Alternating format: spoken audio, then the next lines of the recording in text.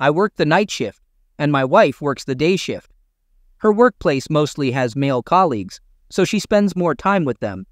But there are also women in auxiliary roles, like in the office or the spare parts department. We've been together since we were 17, and now we're in our 40s with children. I won't go into the details of our family life. It's worth noting that she recently started working in this field, so workplace relationships have become a new thing. She's been spending more time with her female colleagues after work, not just occasionally. She finishes work around 5 but comes home at 7 or 8. A couple of times, she even stayed overnight at their place after drinking, which surprises me because she's usually responsible and doesn't drink in public places. But for now, I'm not too worried. I was at home last night, not working, and went to bed at my usual time. At 3 a.m., her phone screen's glow woke me up. I couldn't tell if she was texting or browsing the internet, and she didn't seem to hide it from me, so probably nothing suspicious. However, she got up and started getting ready for work, even though her shift doesn't start until 8 o'clock. I asked her about it, and she agreed, but said she was going for a walk with her colleagues. She's a diesel engine repair mechanic, and looked more dressed up than I'd expect for a walk or a regular work day. She left around 4 o'clock, probably reaching her friend's place by 4:30. It was still dark, drizzling, and about 45 degrees outside, which doesn't seem like good conditions for a walk, especially in Arizona where raincoats aren't common. Also, she drives a truck and I drive a car. At 5 o'clock, I texted her about using the truck for a dump run, but she didn't respond. So I called her 15 minutes later, and she said they were still on the walk. She asked me to pick up the truck at her workplace. If it weren't raining, I might have considered checking if her hair was wet after a second shower. I tend to overanalyze things due to my unique way of thinking, and sometimes I have trouble reading social cues. So, I'm wondering if I'm overthinking this. I decided to confront her and ask to see her phone. She tried to divert my attention and demanded to see my phone, which I gave her along with the password. I had nothing to hide since I hardly have any personal time, let alone meet others. However, when I checked her active messages, nothing was deleted. But when I tried to find a specific conversation that had caught my attention earlier, it had oddly disappeared. Feeling suspicious, I called the person who had raised my fears, hoping to see his name. I handed her the phone and told her I wanted to see their text conversation. She acted innocent, but I pointed out that she messaged him before leaving home and after returning, even when she claimed to be in Vegas. Instead of explaining, she acted confused, as if she didn't understand why the telephone operator had stored their messages. Disappointed, she went upstairs and refused to talk further. Feeling hurt and betrayed, I decided to pack up and leave. I informed her of my intentions and left after packing my things. Now, let me share what I learned from the police investigator about the confrontation. Firstly, he emphasized that for minor offenses, the guilty party rarely fully admits. Even if they confess in one instance, they often withhold important details. So it's unrealistic to expect a complete admission, especially in cases of ongoing infidelity. When you find yourself in such a situation, it's a major breach of trust, and you might need to consider legal action or making a significant decision. You're essentially looking for more information to use later. He also advises starting a confrontation by suggesting you have more information than they think and encouraging them to talk. The truth is the only valuable thing in this situation, so don't reveal the extent of your knowledge. Treat it like a high-stakes poker game and don't show your hand. He also noted that despite searching her phone, don't expect to find anything. It's likely well hidden or already deleted unless they lack intelligence. Perpetrators tend to conceal evidence, anticipating a confrontation. Your job is to establish the absence of text messages and call logs.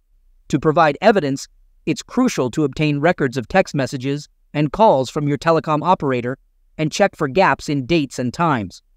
Lack of communication with a specific person suggests they were together.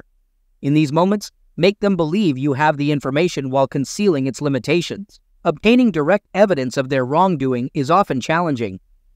During a confrontation, demand access to their phone. They will likely resist and demand to see your phone, making similar accusations. Be prepared for them to stare at you. Your wife reacted the same way when I asked.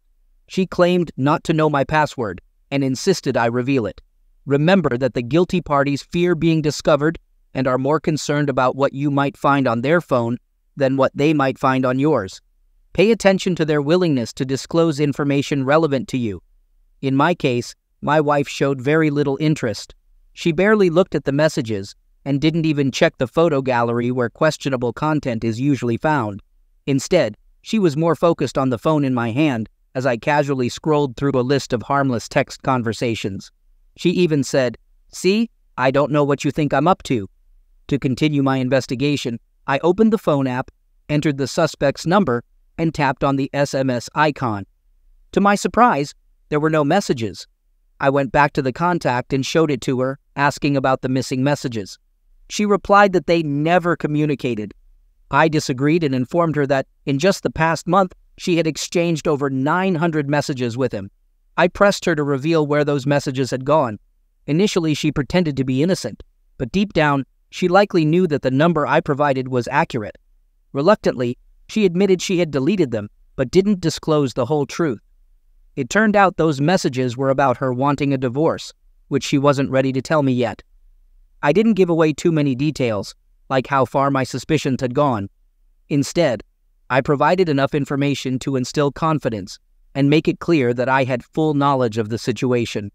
Knowing the exact number of texts was important, as it served as solid evidence, reinforcing the message that I wasn't bluffing when I claimed to know something. This behavior is a typical sign of guilt.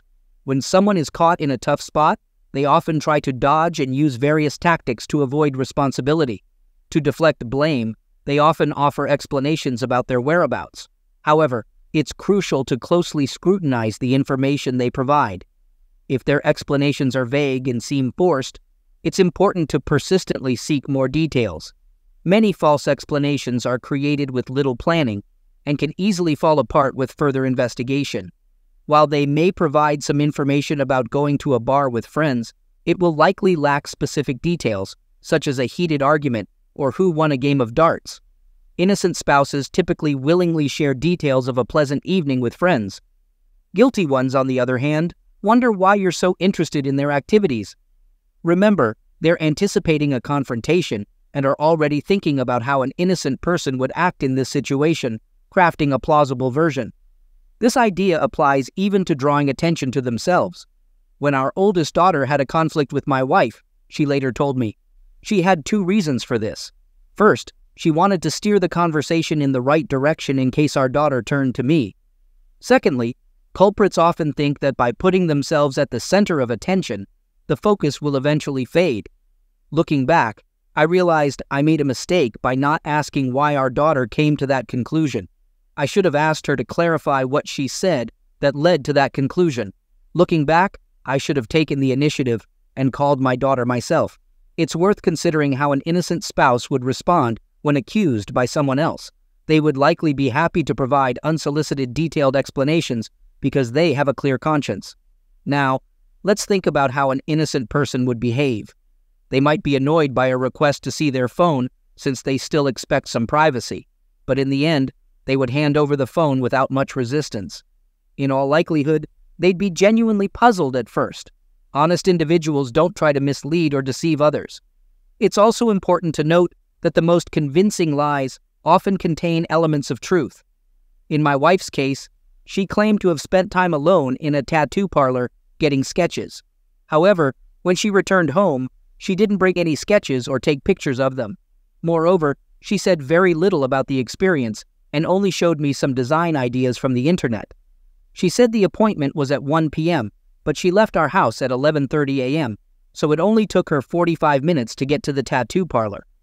When she got back home, it was around 6 p.m. While I believe she did visit the tattoo parlor that day, I suspect she may have visited his house beforehand. Maybe they did something together, and buying a ticket for a future visit could serve as a potential alibi. They might have had lunch and deep conversations about moral theology at his place before returning home. This is when I decided to sort out the situation.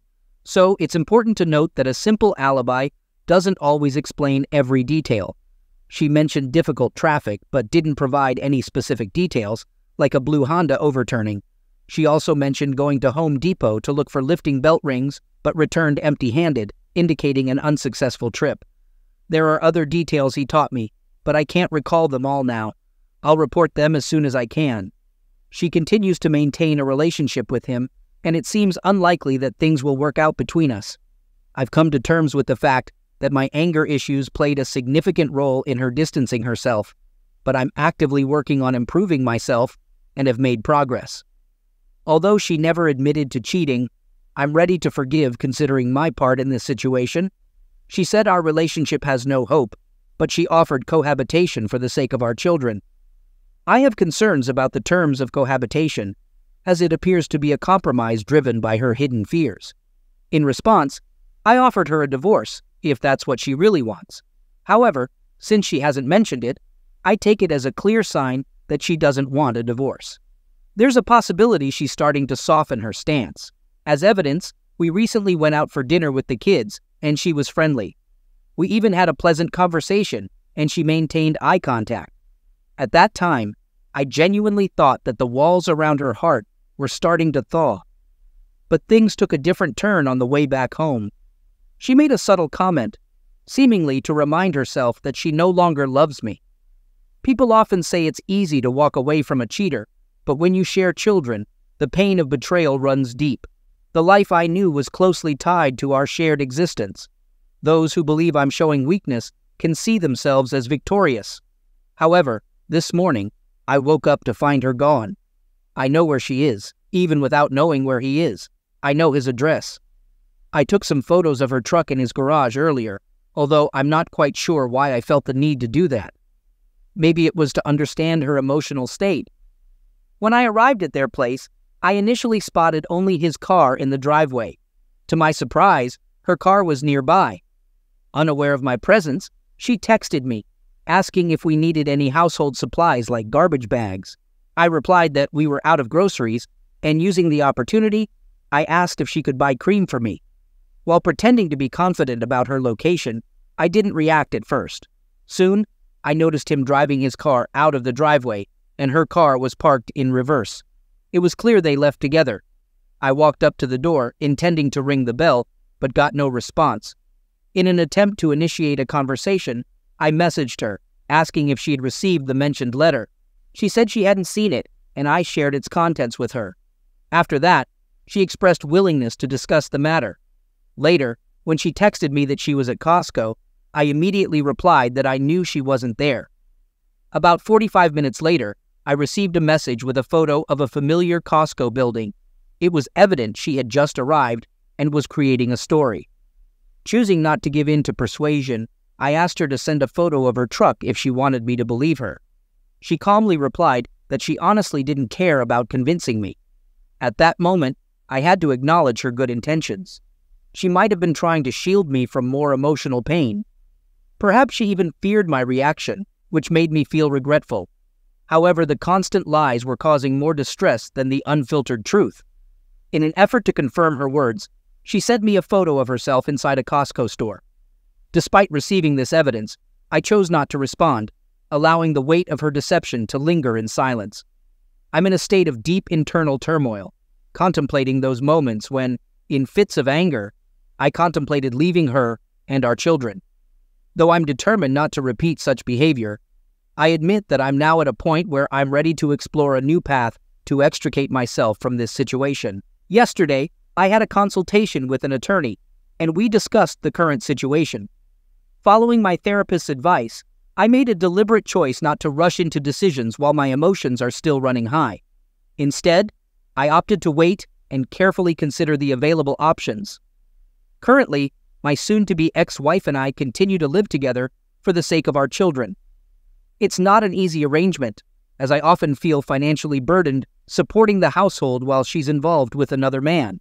Adding to the complexity, she maintains a separate group chat with our kids, using it to share false information, like going out drinking with someone named Maria at 4 a.m. I realized she'd have to go to work soon, with just a few hours before her shift starts. Given that bars are typically closed at this time, it became evident that her recent claims of going out for drinks were mere fiction. I'm even more concerned about how these lies affect our youngest child, who, as it turns out, has autism. With a high level of functioning, He tends to look up information about the opening hours of various establishments, like bars or gyms. They're starting to catch her in a web of deceit.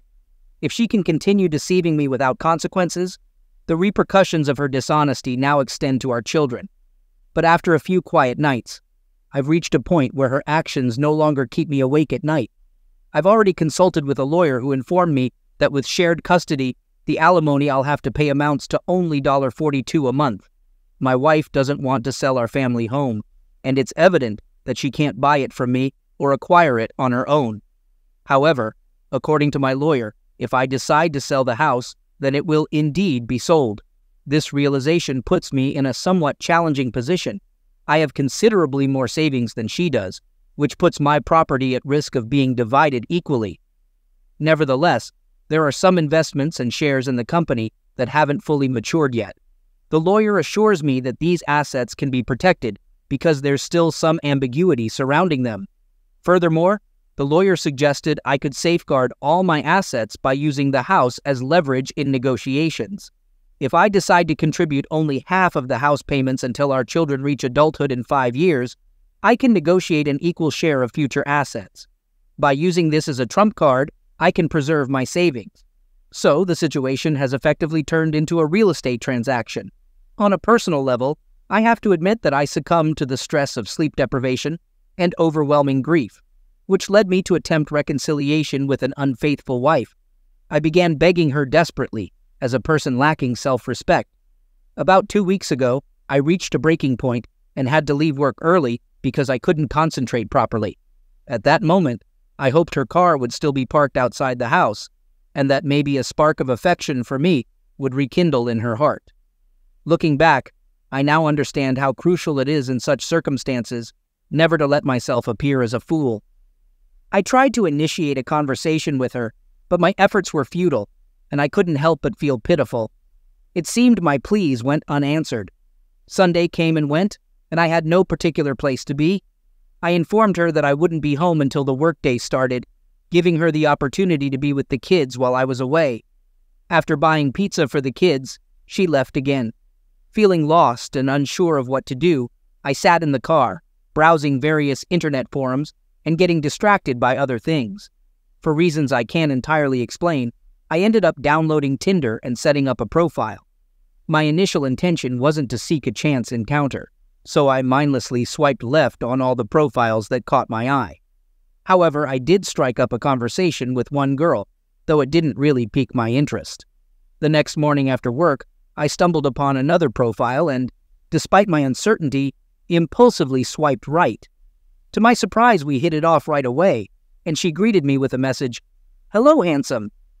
It was incredibly heartening to receive such kind words at a time when I really needed them. We started chatting, and things flowed smoothly. We even had a couple of drinks together. Surprisingly, Tuesday night turned into a date. Considering the possibility that this relationship could develop into something more, I felt the need to honestly share my current situation. Starting any potential relationship on honesty is important to me. Interestingly, she had also experienced infidelity and had been divorced for some time, but expressed a desire to start dating again. When the evening came to a close, I walked her to her car, and we shared a kiss. It's important to note that my wife has already initiated the divorce process, so legally, we're no longer bound. To be honest, the thought of this woman and the possibility of finding hope again brought me reassurance, finally allowing me to sleep peacefully. Perhaps, in His infinite mercy, God decided to send someone to show that I am deserving of appreciation. This experience rekindled my hope for the future, and even if this connection doesn't turn into something deeper, I'm grateful for the momentary happiness she brought me. I'm well aware that everything is moving swiftly, but it's essential to recognize that my marriage has been unstable for many years. The idea of divorce has crossed my mind more than once, but I've never taken immediate action. I must admit that I didn't take active steps to salvage the marriage. The affair with her was the final straw that led to our split. Looking back, we can possibly say it was necessary since neither of us was truly happy, but neither had the courage to initiate the breakup. Reflecting on this situation, I can't help but wonder if I would have given in to the temptation of infidelity had I been put to the test. The fear of being potentially unfaithful has always kept me at a distance from other women. Unfortunately, those joyful memories my wife and I once shared now seem distant and faded, much like the memories of a terminally ill person. Passing away is a profound event that brings immediate grief when it occurs. However, I believe that in such circumstances, the awareness of the inevitability of end arrives more swiftly, primarily due to the recognition of its inescapability. Today, I took a significant step. I made an advance payment, officially commencing the divorce process. As a result, our cohabitation will likely end soon. My son and I decided to become neighbors and find a new place to live together. Currently, he doesn't communicate with his mother. Due to her infidelity, I plan to sell the house and claim my rightful share of the assets. Even though she's against it, her problem is that she can't afford the mortgage payments and won't receive enough funds from the divorce settlement to buy me out. The costs associated with initiating divorce proceedings came to $2,500. Despite the initial pain, the payoff is worth it. Day trading isn't just a hobby for me, it's a skill I excel in. With increasing profits, I anticipate taking part in larger deals. Furthermore, I've long desired to own a 1979 Fiat Spider convertible, a dream I could never justify as a responsible married man. However, circumstances have changed, and I'm no longer bound by such restrictions. So when things settle down, I'll finally get behind the wheel of the car I've longed for. I hope that by the time I purchase it, a custom license plate, as I discussed with my lawyer, will be affixed, echoing the words of the song, "Damn, It's Good to Be a Gangster." I can't help but wonder if she'll explode with anger when she receives a summons and realizes I'm determined to sell the house. The irony is that we'll both leave with enough money to start fresh in our own homes. She might even move in with her loved ones, and I'll go about my business. My wife, who cheated on me, is now returning her truck to the bank and trying to strike up casual conversations with me via text messages. However, I've managed to maintain a neutral and unresponsive attitude toward her, often choosing to ignore her messages. She recently messaged me about evaporative coolers at Home Depot. It reminded me of our unsuccessful attempt to buy one during a winter sale. She also inquired about when I'd return home, mentioned that we'd be living in separate rooms, and even wished me a good time at the water park tomorrow. It was a trip I'd planned to take with the kids. By the way, fellow dads, water parks seem to be a gathering spot for single moms after a divorce. Today, my ex-wife sent me an SMS saying that she'll be renting her truck, for which she'll need to pay $730 a month. Consequently, our eldest child will no longer have access to a dependable car with a mileage of 220,000 miles. I must admit that the fact that she's facing the consequences of her actions brings some satisfaction. Furthermore, I had a lengthy conversation with my sister who shared information about the man my wife is currently involved with. I discovered that the man my wife is dating has 4 previous failed marriages. According to my sister, he has a pattern of forming attachments to women, depleting their finances, and then disappearing from their lives. Though it seems unlikely, my sister passed this information along to me. In response, I told her that if this is indeed the case, I hope he defeats my wife quickly so we can complete our divorce process. I also mentioned that I hope their relationship continues until I finish the necessary legal paperwork and extricate myself from this situation. On a related note, I recently had a conversation with my wife about this topic. She informed me of her plans to return the truck as part of her intention to refinance the house. Due to financial difficulties, she can't manage to make a cash payment to settle the truck and handle the new loan amount simultaneously. Interestingly, this aligns with my own plan, which involved moving out of our shared house. She was aware that I was searching for a new residence and had no intention of staying in a house where she was freely engaging in an extramarital affair. I informed her that I intended to transfer ownership of the house to her, but I demanded a buyout. I have various liquid assets that she has to relinquish in order to obtain my share. Despite the substantial sum, it still falls short of my required amount. The potential cost of a swift departure still seems minor. I aim to settle this matter while she remains cooperative. Experience has shown that with time and increasing physical separation, people tend to undervalue the importance of an equitable division. Even though she expressed dissatisfaction about not receiving a portion of the liquid assets, I assured her that she would have full ownership of the house and could do with it as she saw fit, whether that meant keeping it until our children grow up or inviting her boyfriend to live there. The decision is hers to make. Nevertheless, I remain cautious and watchful. Tomorrow marks an important moment for me. I'm purchasing a new home and getting the necessary legal documents drawn up by my lawyer. Those who have been known my life routine know that my ex-wife, with whom I've spent 19 years, decided to have an affair, which I discovered back in March. Initially, I attempted a futile and desperate choose-me dance to salvage the relationship, but after consulting with a psychologist, I realized that my life would ultimately improve without her presence. As a result, I found a rented house conveniently located within walking distance of our current home, allowing our children the freedom to come and go as they please. To simplify my schedule and ensure easy pickup and drop-off of the children from school, I decided to switch work shifts. The move is set to happen tomorrow, as I've already received the keys to our new home. In addition, I've arranged for the utilities to be connected. Fortunately, I'm financially stable and can afford this new venture. I should mention that I have an appointment with a lawyer to process the divorce documents.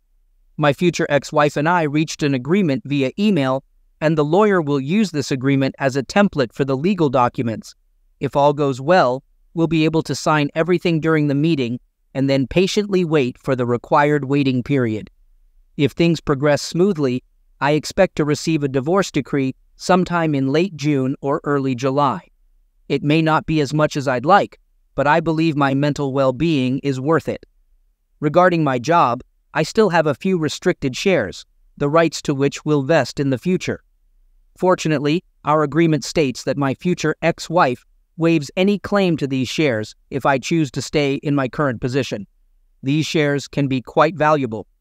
Given the ongoing support I receive from the company, including 30 days of leave and short-term disability benefits, I see no reason to leave. All this experience has solidified my loyalty to the employer. Thankfully, my future ex-wife has a well-paying job that surpasses the poverty line, which means I won't be obligated to pay spousal support. Additionally, with equal custody rights and my coverage of the children's medical, dental, and vision insurance costs, my alimony obligations amount to only $42 per month for less than 60 months. We are currently discussing the possibility of waiving this commitment. Looking ahead, I can say that in 5 years, once the children have grown up, I'll have accumulated enough savings to retire abroad at the age of 47 instead of working in the USA until I'm 70.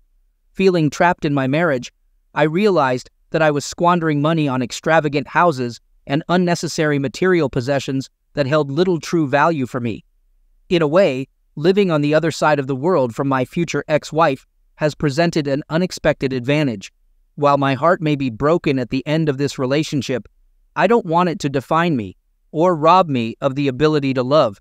I believe there's a special person out there to whom I'll eventually entrust my heart, even if it means becoming vulnerable again. Love and hope are incredibly powerful forces that should never fade, even in the face of betrayal by a cheating spouse. In such times, I find comfort in a quote I'd like to share with you. However, we do not look back for a long time. We continue to move forward, opening new doors and embracing new experiences. Our curiosity propels us onto uncharted paths. This serves as a reminder not to dwell on the past for too long, but to focus on moving forward, discovering new opportunities, and embracing the unknown. Curiosity becomes our guiding light, leading us to fresh and exciting journeys in life. Having made the decision to start anew, I'm taking steps to fulfill my wish list, and in a few hours, I'll embark on a journey abroad. Since July is dedicated to self-discovery, I've planned a trip to Thailand. As I navigate the waters of singledom again, it's crucial for me to reconnect with forgotten aspects of myself. At this stage, I'm actively seeking new experiences and adding them to my ever-expanding list. When my soon-to-be ex-wife sends me a message, I respond at my own pace, sometimes taking several days while the divorce proceedings continue. I prioritize my own well-being and ensure the process is moving forward. Financial matters and property division have been successfully resolved. leaving only custody and alimony matters. My lawyer advised against accepting my future ex-wife's unreasonable proposal, which is unlikely to be approved by any judge. Instead, we made our own proposal. In my proposal, I emphasize that our children are now at an age where they can express their preferences regarding custody arrangements. I've also secured a residence within walking distance of my future ex-wife's home to make it convenient for the children to visit. It's worth noting that after I moved, she wasted no time in relocating her lover to a new residence. If this situation initially bothered me, I now find it somewhat comical, almost like a cliché. Regarding my trip, I must admit that someone else is joining me. A new girl. Interestingly, the cause of my sleepless nights is not the pain of my spouse's infidelity, but the 14-hour time difference. For those still facing difficulties, I offer a simple piece of advice. Don't give up. Despite the challenges we encounter, it's crucial to maintain momentum and keep moving forward. After a lengthy process, I'm pleased to announce that my divorce is officially finalized. In summary, I made the tough choice to leave my ex-wife after she began an affair, signaling her desire to end our marriage. Unfortunately, the outcome regarding custody and alimony was not as favorable as I'd hoped, but I was prepared for the ideal outcome to be more of a wish than a reality. Still, I managed to negotiate with her regarding the alimony payment. To secure a better future for our teenage boys, I convinced her to allocate half of the alimony toward their college savings. Considering our children are now teens, her suggestion that they spend weekends with us seemed reasonable, as they are almost adults and can make their own choices. With only a few significant events remaining, the custody agreement now requires my ex-spouse to handle the children's school transportation. However, this situation allowed me to secure a travel position at my job, which enables me to work overtime for about 15 hours a week and cover food expenses. Fortunately, this overtime doesn't affect the alimony calculation in our jurisdiction. Additionally, I made adjustments to my work insurance policy, excluding her from the participants, resulting in additional savings for me. It's possible that the insurance she receives at work may surpass what she gets in alimony. Furthermore, I recently learned about some health issues she's facing, including breast cysts, which further complicate her situation. The fact that she's dealing with potential health problems following her affair with another man might be seen as a form of poetic justice. I apologize if my words seem harsh, but I believe in speaking honestly. In light of recent events, I've taken measures to update my life insurance plan so she can't benefit from it. The other day, I encountered her personally while providing financial assistance for our child's medical needs. Surprisingly, this encounter didn't affect me emotionally. I'm moving forward, trying to live a positive life free from negative influences.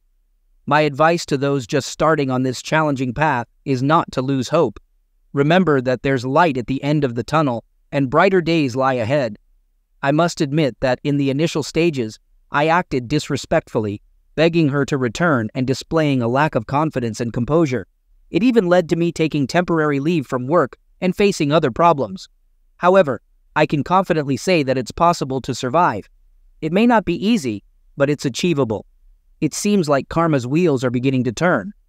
I've always believed that justice prevails and people tend to face the consequences of their actions. I recently learned that my ex-wife was terminated from her job, which ironically was at the same place where she first met her lover. This seems fitting, given her history of damaging previous marriages and engaging in inappropriate relationships with colleagues. Considering her past actions, it's possible the circumstances were viewed differently. Yes, it's true. She had 2 affairs, and it turns out her partner was also married. Later, I found out she was diagnosed with breast cancer and is now undergoing treatment. Having lost her job, she's barely making ends meet. It also came to light that her older lover persuaded her to sell the house and disappeared with the money. While the children say she's in an emotional breakdown, I can't find sympathy for her. She chose this path for herself. While she slowly faces the consequences, I'm building a new relationship with a woman who values and loves me.